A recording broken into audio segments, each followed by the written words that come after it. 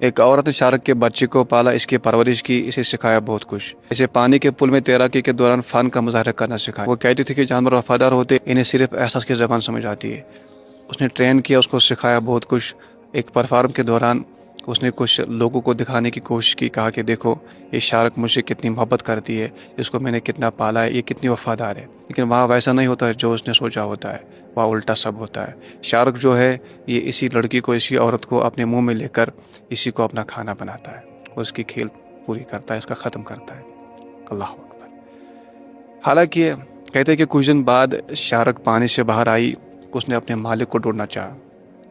وہ کسی کے ویٹ میں تھی، کسی کے انتظار میں تھی شارک کہ میرے پاس کوئی میرے قریب آئے، میرا مالک کدھر گیا. اسے یہ معلوم نہیں تھا کہ میرا جو پالنے والا تھا میں نے اسی کو کھا لیا، وہ میرے منہ میں ہے، وہ میرا غذا بن گیا. وہ کسی نے کہا ہے نا کہ وفا کا خاصہ صرف انسانوں کا ہے، اسے صرف انسانوں تک کی محدود رہنے دو. یہ کیسے ممکن ہے کہ جانور ہے اور حیوانات سے آری ہو؟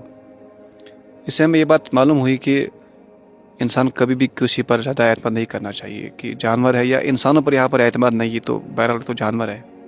کبھی بھی کسی پر اندھ بخت ہو کر، یعنی آنکھ بند کر کر اعتماد نہیں کرنا چاہیے اس دور میں، چاہے وہ انسان ہو چاہے جانور ہو. انسان ہو کر بھی یہاں انسان دھوکہ دیتا ہے، انسان ہو کر بھی یہاں انسان بے وفائی کرتا ہے. بہرحال وہ تو جانور تھا، اس پر تو کوئی خطا نہیں تھی. ہمیں اس دور میں احتیاط کی بہت ضرورت ہے. کسی پر بھی کبھی بھی، چاہے وہ انسان ہو چاہے جانور ہو، کسی پر بھی کبھی بھی اعتماد ایسا نہیں کرنا چاہیے کہ انسان آنکھ بند کر کے اتنا ڈیپ ہو جائے کہ اب اپنا سب کچھ کھو بیٹھے.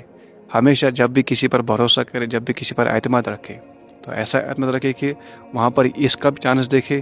بندہ بدل سکتا ہے، بندے کے اندر کبھی بھی بدلاؤ آ سکتا ہے، ایک کبھی بھی بے وفائی کر سکتا ہے.